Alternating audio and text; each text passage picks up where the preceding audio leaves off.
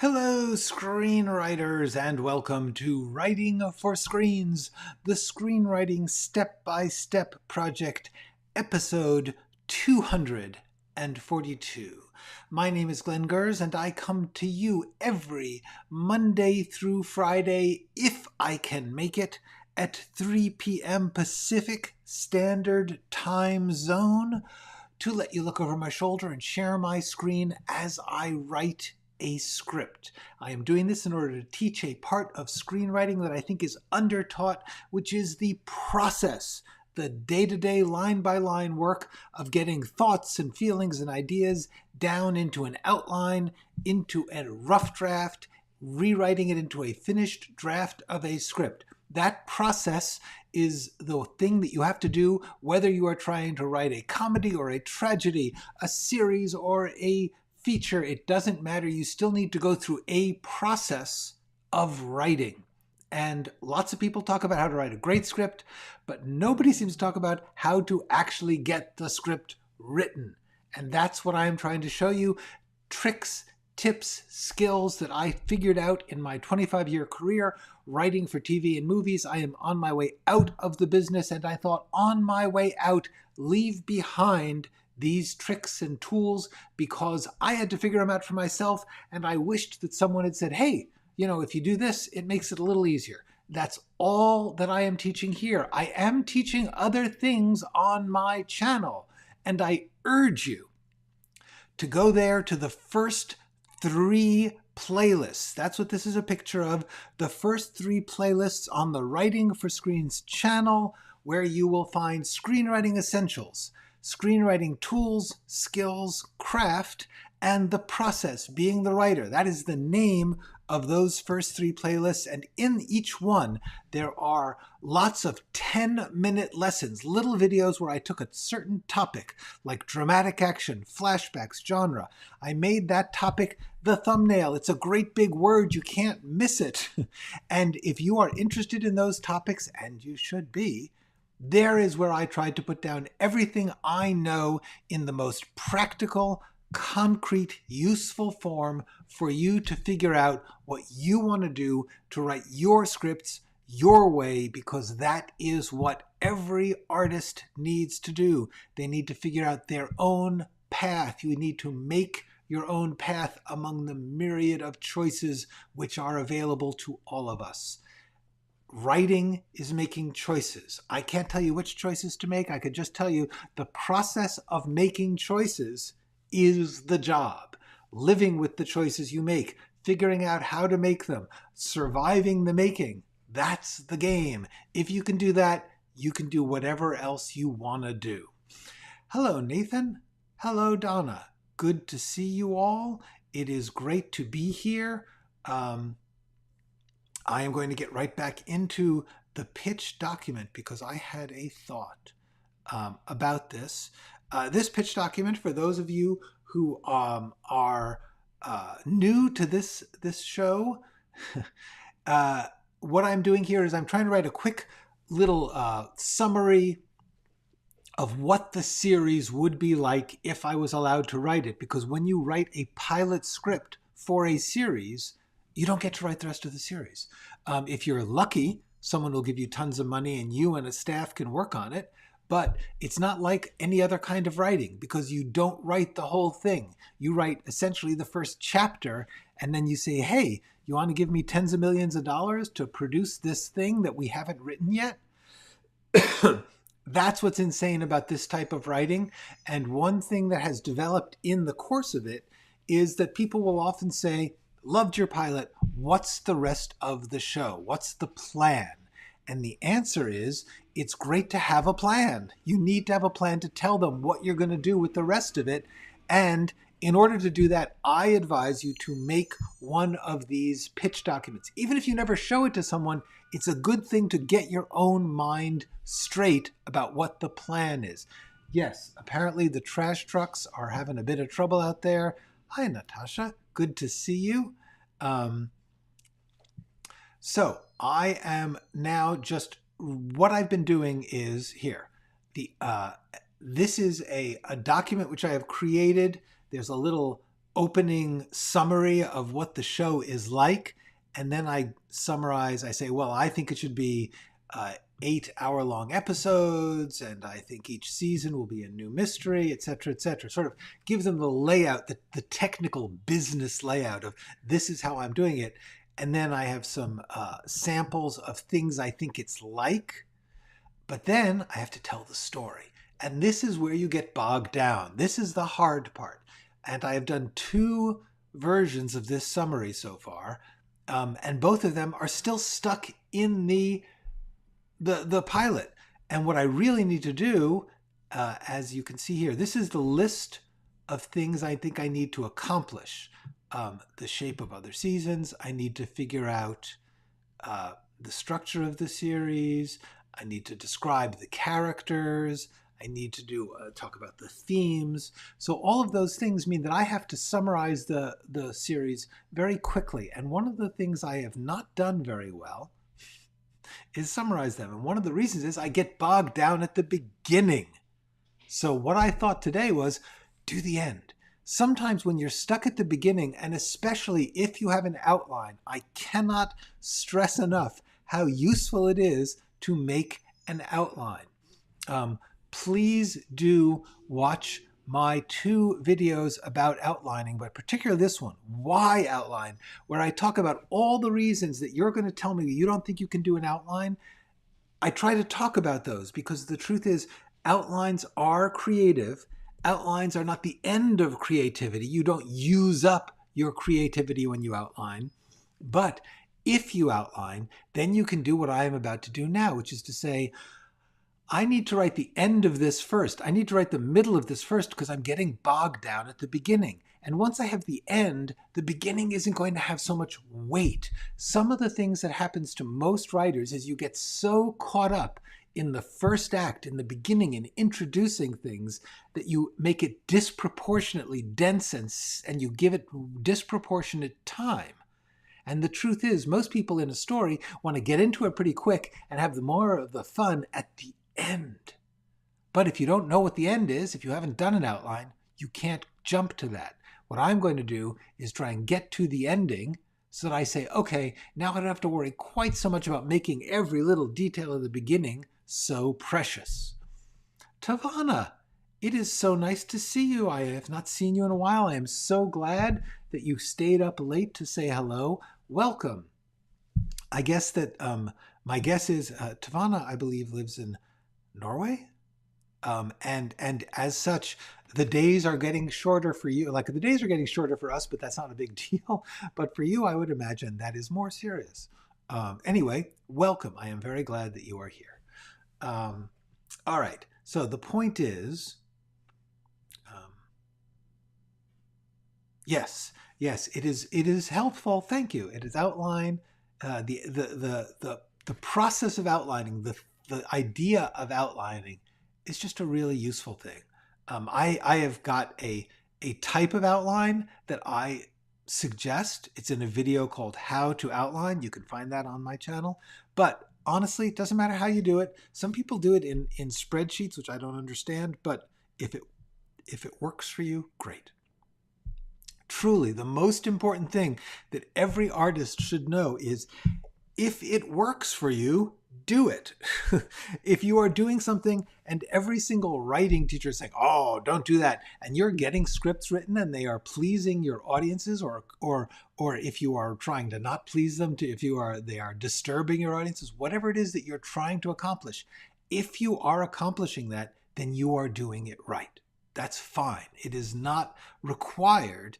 If you can write without an outline and you can do it however you do it, cool. Do that. It's fine. I personally couldn't, so I came up with this outline system. All right. So the point here is I'm going to try and come up with the ending. In the finale, Madeline and Norman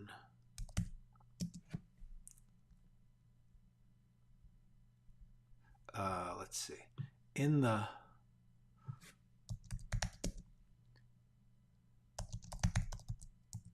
Madeline and Norman realize they cannot simply run away from their problem.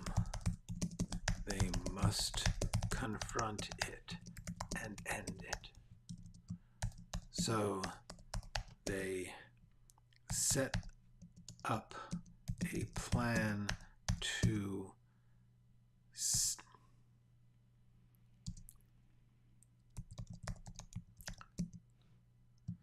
deacons. So they set up a plan to confront deacons.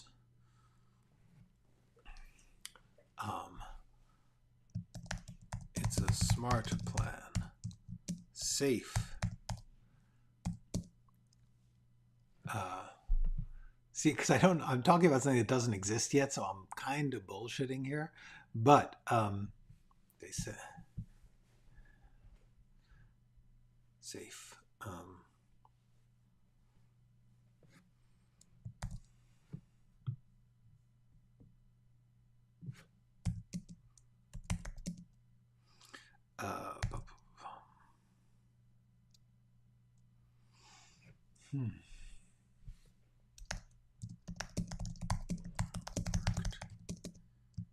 Except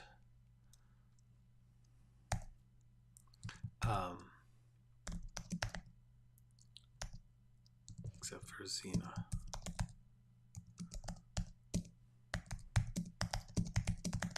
Except, and it would have worked. And it would work, except for G. Would have worked. I don't want to say would have because it could work. It could work. Except Xena has her own agenda.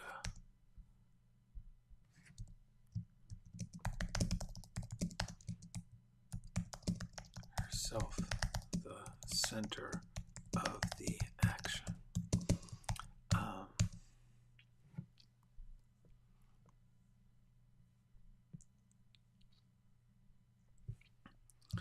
Why can't they capture him? This is a good question.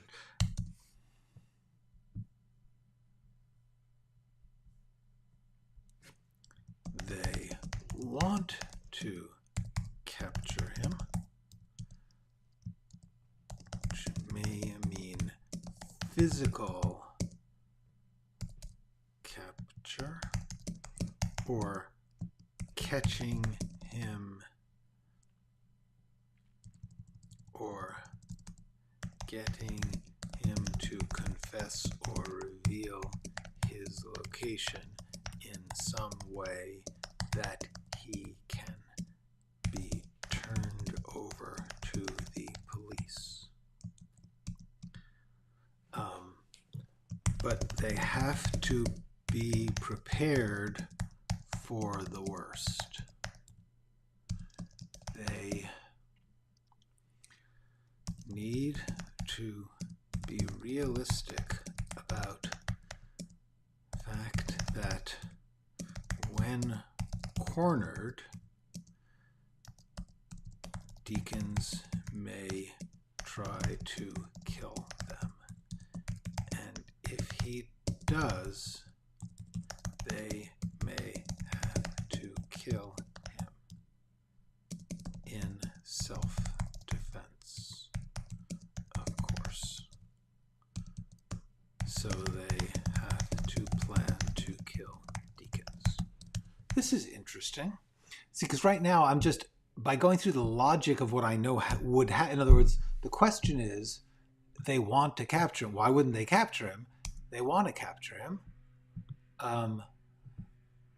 So this all becomes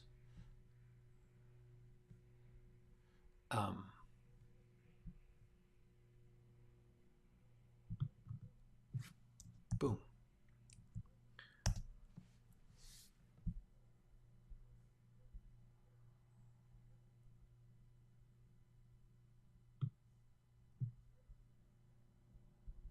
They will have to, yes, in self-defense.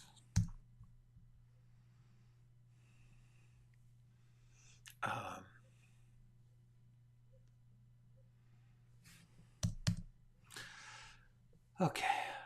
So this is the situation that we want to get into, where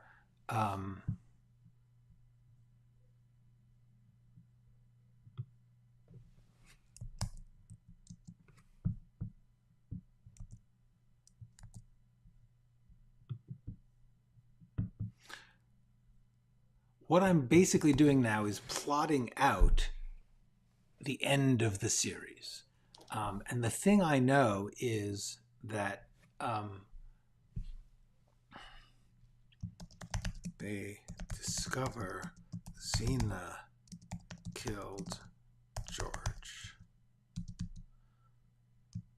Somehow or other. Somehow. No need to. Somehow Xena's need to be the star, or the discovery that Xena murdered George ruins their plan. Okay. So this is interesting. We are moving deep into plotting.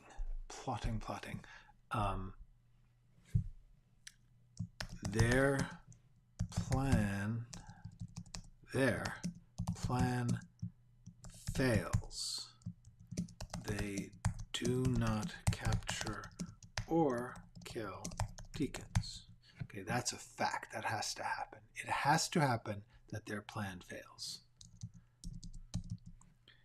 Deacons and Xena end up killing each other.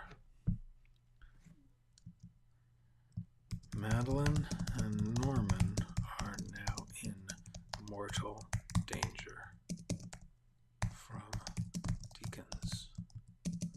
From Xena. These are questions. As questions, I will put them in question format. You see what I'm doing here, folks? You get the idea? These are things that I know are going to happen, and these are things that I have questions about, or I don't know how they're going to happen, but I know they have to happen. How? Okay.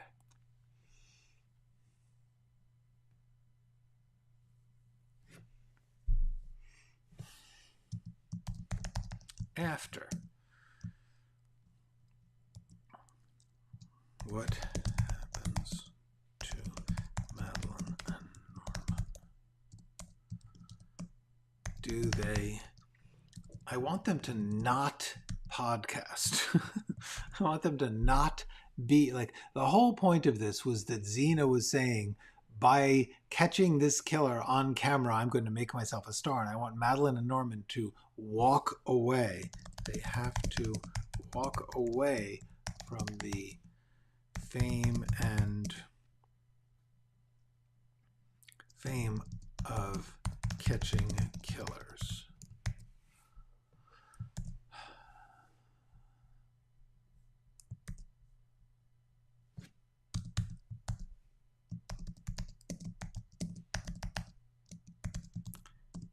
And how do they end up getting dragged back into the next season?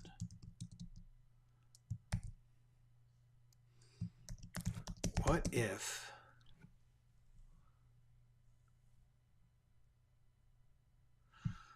if somehow we actually save... Hold the reveal that Xena killed George for the end of the season. Cliffhanger to season 2. These are interesting questions. These are the sort of things that you have to take time when you answer. All right.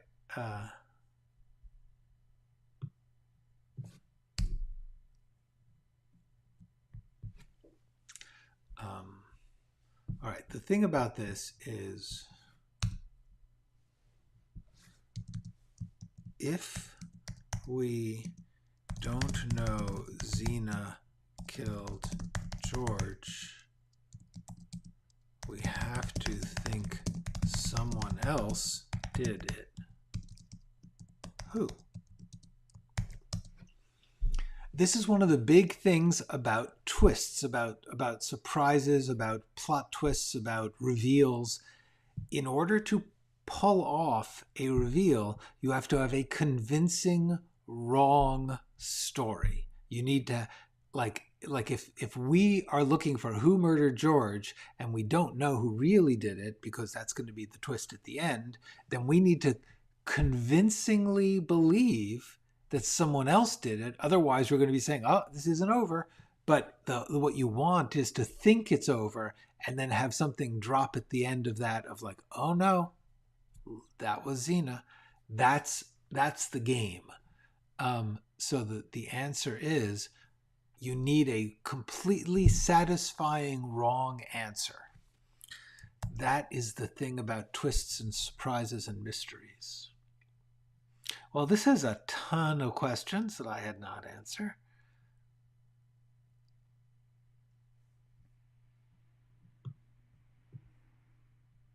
A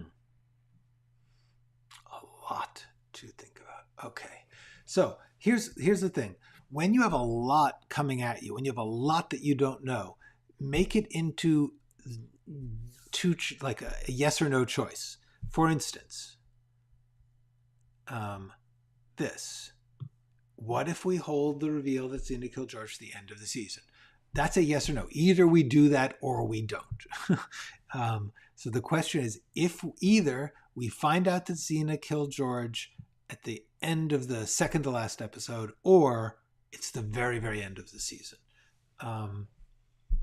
Because you want, like, there are places where you want surprises or twists or revelations. They tend to come at certain spots.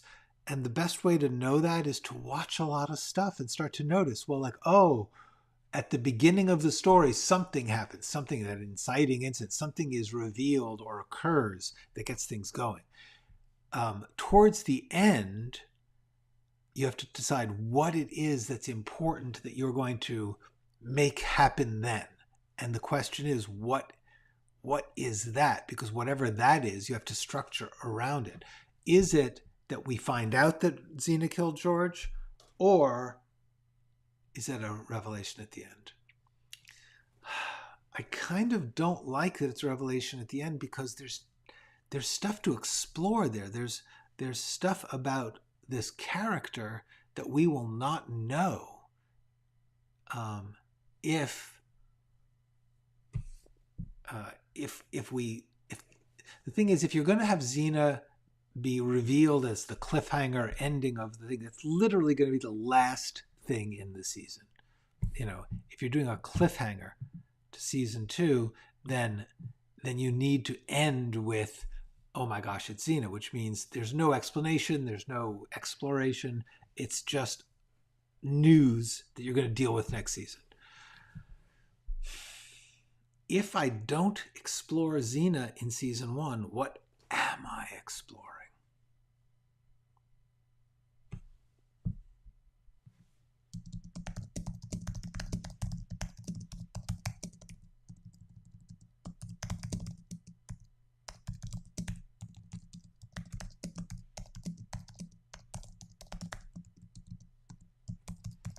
Madeline and Norman.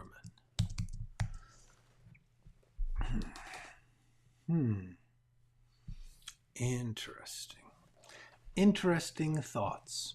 Hi, Jonathan. Good to see you. Welcome. Glad you are here. These are big questions. So this is the sort of time when I am open to hearing questions from you guys. I am obviously working away here, but I have now asked so many questions, and it's sort of important not to decide things too fast. Don't decide the minute you ask a question. Don't come up with the answer unless it's really obvious. Don't don't jump on things. Let them cook in your brain. Let your subconscious, when you come back to things, especially when you come back to them repeatedly, you begin to get a more solid sense of what you really feel about them.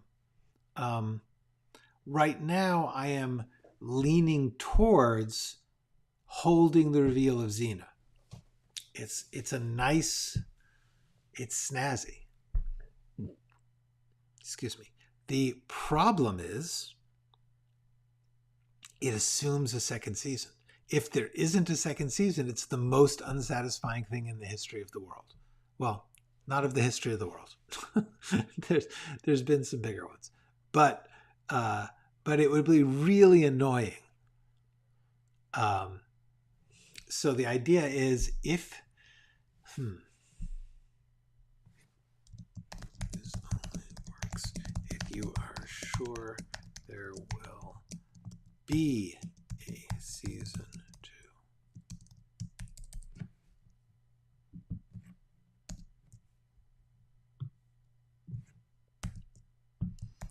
Okay.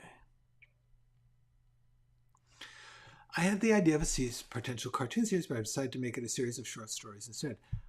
I approve only because a series of short stories is entirely within your control. Now, if you know how to animate and you have the time and patience to do it, a cartoon series also is within your control. However, if you write the series of short stories, you can always make it into a series of cartoons later. That's cool. So, I often, as I think all of you know by now, one of my big questions is always, does it have to be a script? Does it have to be a script? Because a script, like right now, I'm wrestling with the fact that I have a creative choice I like. I like the idea of holding Xena, but only if I know I'm going to have another season, and that's not within my control. So therefore, I don't know. I am wrestling with this very issue, which is, and this is the truth of screenwriting. Things are not within your control, and you have to be willing to live with that.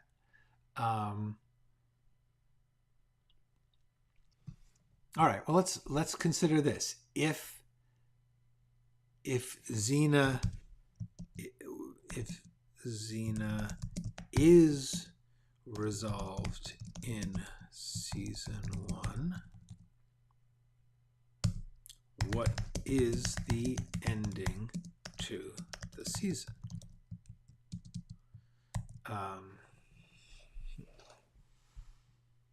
Gail says, this is interesting. Set out the potential unanswered questions and options. Yes, that is the work. I strongly advise that. I don't actually understand how you would work not doing this. So I find it interesting that you find it interesting. And I only mean this because literally, I don't know how you can figure stuff out if you don't ask the question. And for me, if you don't ask it on the page, you're not asking it. If you don't do things on the page, they don't count. No matter how much you might be wrestling with something in your mind, you need to get it on the page. And then you can, like right now, this document is a mess. It's like I couldn't show this to someone and say, here, this is the story. But what I can say is now I know what my questions are, and I can simplify them. I can solidify them into choices that I can say, I am willing to make this choice at this price, because everything is a choice and every choice has a price. Hold on and I will tell you. Everything is a choice. Every choice has a price. There's always going to be something you lose for every choice you make. That's fine. That's life. That is the reality of choices. If you think about it, the point of a choice is that you are not choosing at least one thing. When you choose something, you are not choosing something else. That's the price. The price may also be some intended consequence or unintended consequence. To say, if I choose to, put this into an obscure language and not put subtitles, the price I pay is that most people won't watch it. However, those who know that obscure language will be like, oh, cool. You know, or just even, famously, there are some work which filmmakers wanted to do in the language that it would have happened in. Various historical stories in which somebody says, I want to do this in this language with subtitles. The problem is popular movies in America don't usually have subtitles. So that's a price. You will probably lose some of your audience. On the other hand, you will create and you will make an artistic choice that creates an artistic, that sends a message. It says, remember the differentness of the world that I am describing. That's the point of doing that, to say, A, authentic, and B, it's not our world. It's their character, the character's world, and you should respect the difference. That's what that says. All right, so in this case, what is the ending to the season if it's not Sina? Yes, exactly. Nobody. It is the norm to not know parts of your story. Nobody gets it all at once. I believe I even wrote that down somewhere. Yeah. No one gets it all at once. No one conceives of an entire story in detail all at once. But the question is, can you hold it all in your head? Most people can't. Why should you? We invented paper for a reason. We invented writing down things for a reason. The reason is so you don't have to hold it in your head and so that somebody else can see it. That's why we have writing. So use it. Everyone who says, I want to write a script, use the process of writing to write. That may sound really wacky, but it's really it's very important. If you get in the habit of writing things down, you will then have a place that, like, things occur to you that wouldn't have occurred to you except that you wrote it down. You made the list, and then you could say, oh, there's something missing from that list, or this doesn't belong on that list, or I have written a question. Now there is a place for the decision, for the answer.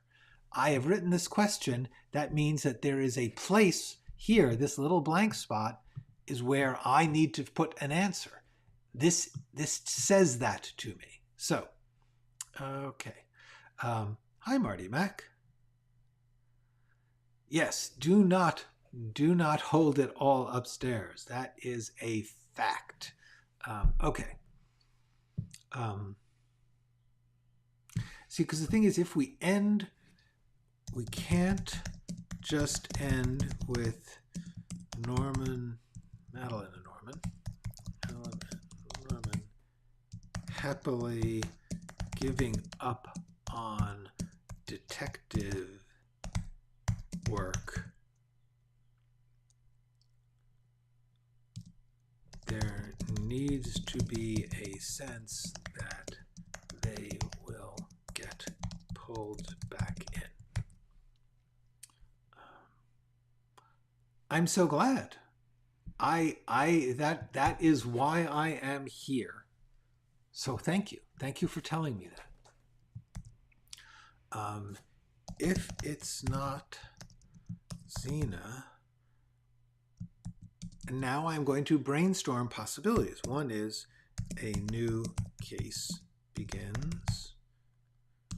Two is they express an unexpected longing to hunt. Or, well, I mean, a new case begins, yeah, it's going to be one of these.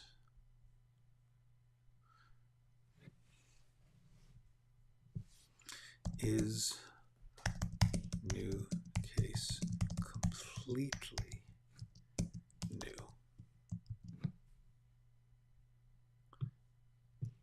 A completely new case begins. or a loose end element of this story becomes a new case. All right. Yeah, these are three things.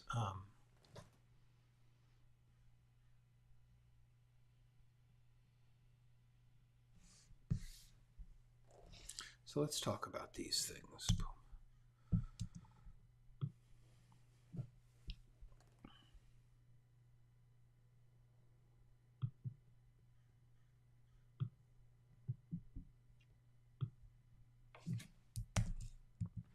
How would we see that?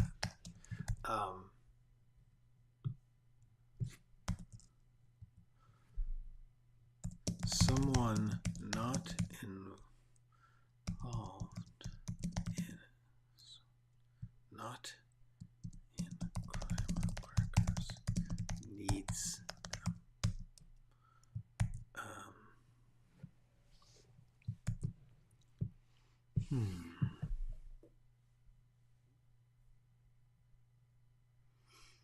Thank you. Yeah, you said that you were watching those, and you pointed out helpfully that one of my thumbnails was wrong, which I appreciate.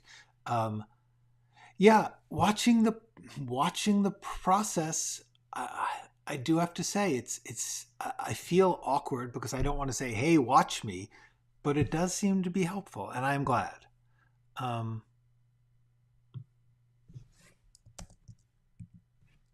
Unrelated, out of the blue. Well, here's a big question.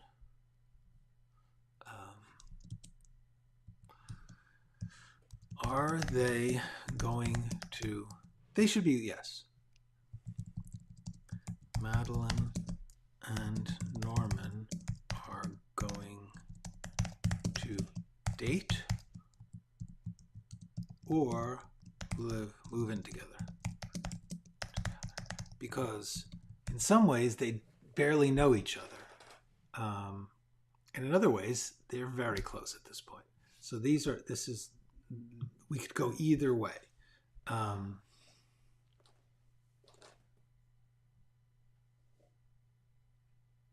Yeah, it's fun. Jotting scene names, yes. One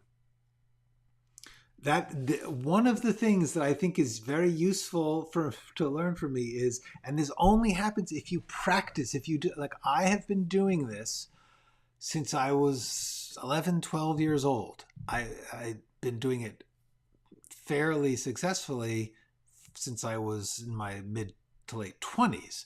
So, there's 10, 15 years of me really, really, really struggling with it. The thing I learned in that time is how important it is to get comfortable with the process. Like that I am now relaxed about throwing stuff down. Like what you're seeing me do, that isn't something I was born doing. For a long time, I didn't know how to do it. But by recognizing that if I write these questions down, I am moving them out of the vagueness of thought into the concreteness of writing. And that helps me to get to the concreteness of choosing. That is, and the only way you can do that is to do it a lot, to get practiced at the art of making choices. All right.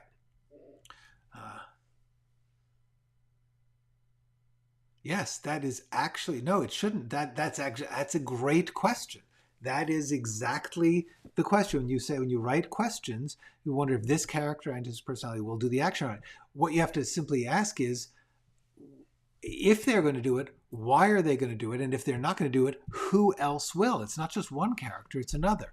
And as far as whether or not it's in their character, this is when you want to look at the 6 Essential Questions video. This is where I ask these questions. And these questions, I think you will find help. In other words, if this when you get to a question, I wonder if this character will do this or action on it. Okay, so the question is, who is this character? And then the question of will they do something or not comes from whether or not they want to. Like, do they have something that they want that this action would be part of getting? Because if they don't have that, yeah, it is going to be hard to get them to do it. His or her personality isn't really the question. It's whether or not they have a reason, if they want to do it, if they want something that taking this action will be part of getting.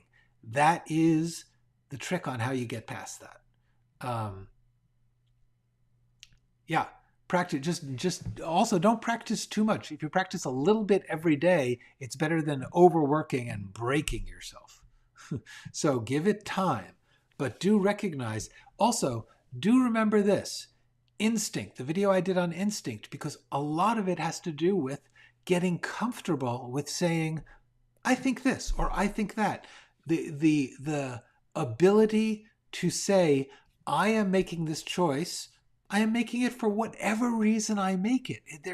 There isn't a right or wrong. Okay? There will be things that are inconsistent in your script or are not convincing. You'll begin to look for those. You'll begin to say, among the reasons I will make this choice are, this character has been going in a different direction. I don't see how I can make him do that. Or, this is out of character with the rest of the story. This is terribly violent and the rest of it has been a romantic comedy. That's something to take seriously. It's a good reason to make the choice. Very welcome. Okay, hold on. Let me just make a quick note here.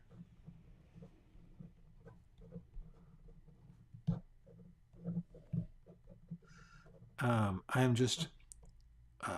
these videos that I am referring to, I'm going to put links to them in the description of this video when it is done. About 10 minutes after it's done, I will rewrite the description of this video to include those links so that you can go find them.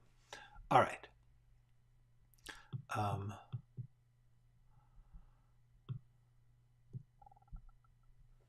So.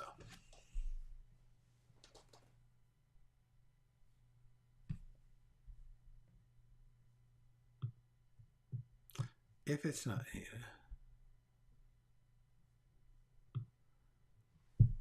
we need to see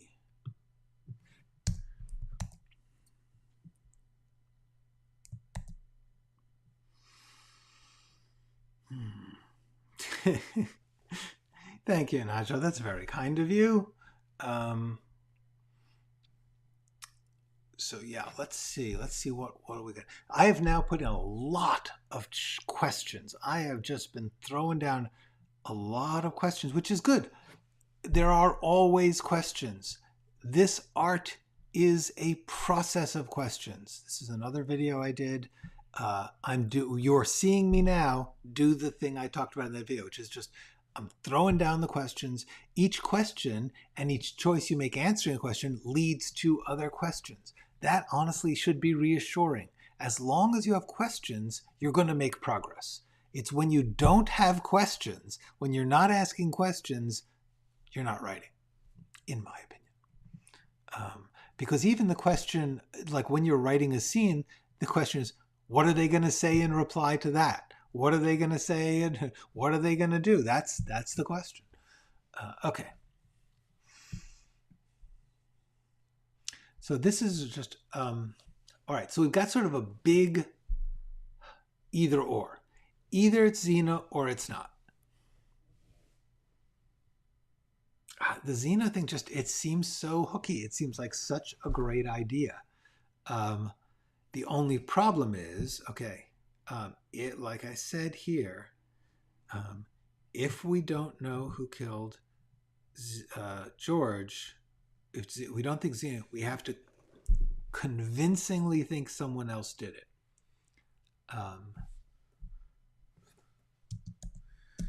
Xena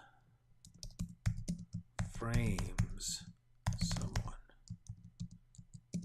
innocent or George himself.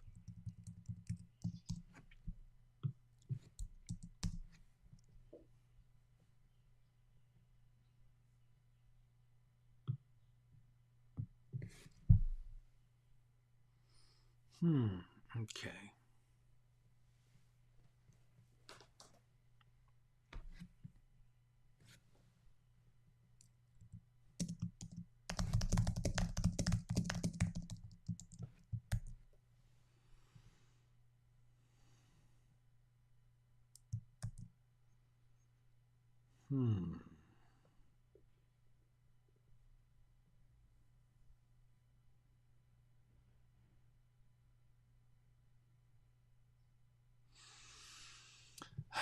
The problem with this Xena revealing that Xena killed George is that it's kind of the central mystery of the story. Here's the thing. Without doing spoilers, I will just say that there was a series called The Killing. It's on AMC, I believe. Anyway, it's called The Killing. It's a show about a pair of detectives in a rainy Pacific Northwest of America city who are trying to find the murderer of a teenage girl.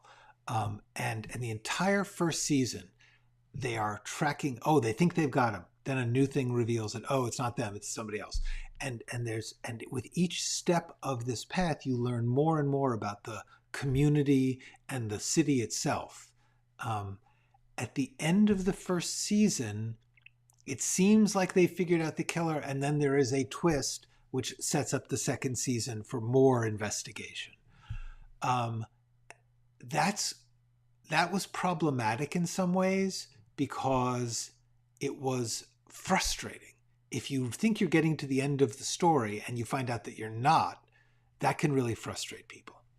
On the other hand, there's a show called Only Murders in the Building, a very silly comedy mystery, which manages to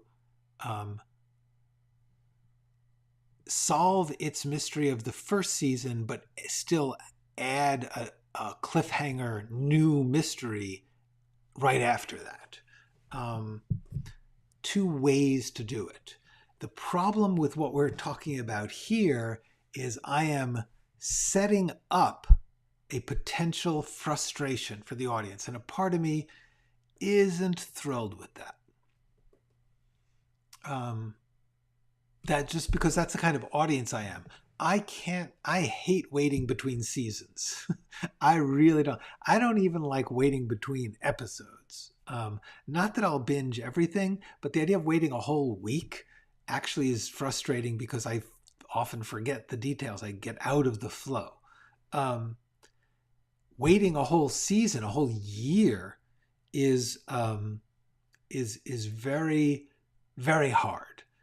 So as an audience, it's not my favorite thing. So I don't like to write something that I would not enjoy as an audience. No, it's not a ripoff of my show at all. First of all, if anything, I would be ripping it off. It started first, I believe. If it didn't start first, I mean, I only watched it recently. I only watched it in the past month or so. It's been on for over a year. So but thank you, Thumper. But there is a comedy murder mystery tone that we are both partaking of. Only Murders in Me. But I would not say that either side did any ripping. There was no rip. Okay. I believe I am not going to answer this, and it's frustrating. That may be the killer for me.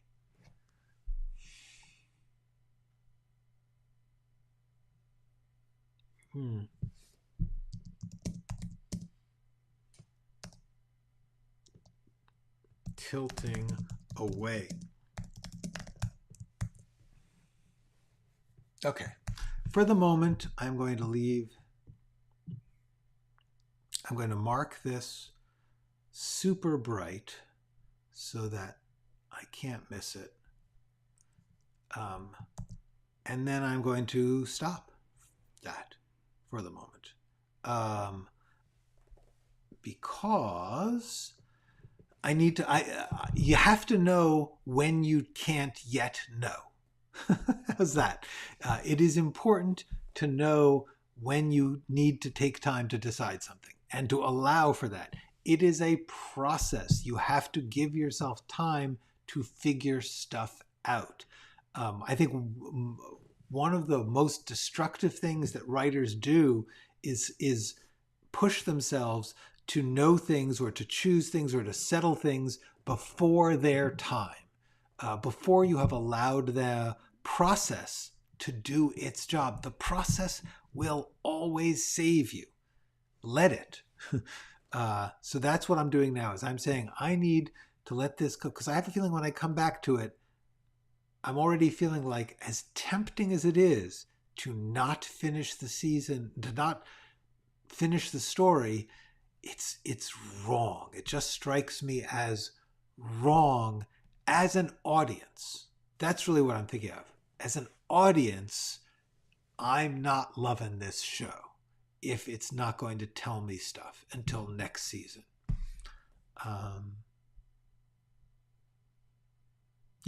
Yeah, that is that. I am glad to see that is indeed something I think. Do your best thing. Yeah, exactly. Yeah, that is important. It is important to know to like stuff. It's really important to like some of what you do. I think that's where we're going to end. I'm going to diatribe a little on that and head towards the end, because it is really important when you are making choices, when you are being creative, that you are liking some of it. You don't have to like all of it. You don't have to think it's the best thing ever. You don't have to think it's going to win a prize or sell for a lot of money. But you have to just think in the quality of this thing, the amusingness or the scariness or the cleverness or the satisfyingness, whatever it is, not bad. I as an audience would like that. That is very important to the creative process. If you really can't like your own stuff at all, it just becomes very hard to work. Your job, partly, is to have fun being creative. That's what people will get their fun from. Yeah, Lost, I have only seen the first, 8 or 9 episodes of Lost.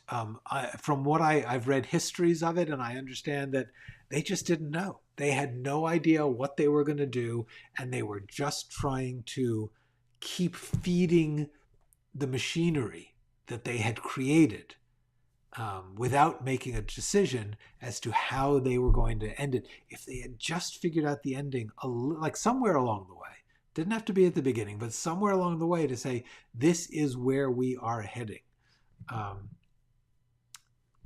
Part of the game. But yes, anyway, it is very important to try to like something that you do. If you can't like anything you do, that's a question to answer. That is a problem before all other problems that you need to deal with. If you are constantly criticizing your own work so harshly that you don't like any of it, you are probably being unrealistic. There is very little in this world that has no value. There is very little creatively that is worthless. If you're simply talking on the value of you got a character, you got a story, you're doing the job, is that worth asking strangers to watch? Maybe not. That's not the point at this point. The point is simply, does it have its own worth? Is it interesting to you? Do you feel some satisfaction for having made something from nothing? And ideally, appealing to your own taste. That's really the thing you've got to start doing. Will that pay? Forget about money. Will that be rewarded with praise? Forget about it. Just say, does it kind of tickle you? Do you kind of get a kick out of the thing you are doing? That's the first and most important thing. Okay, and that said, I will see you all Monday. I hope that you guys have a fabulous weekend and that you go write something.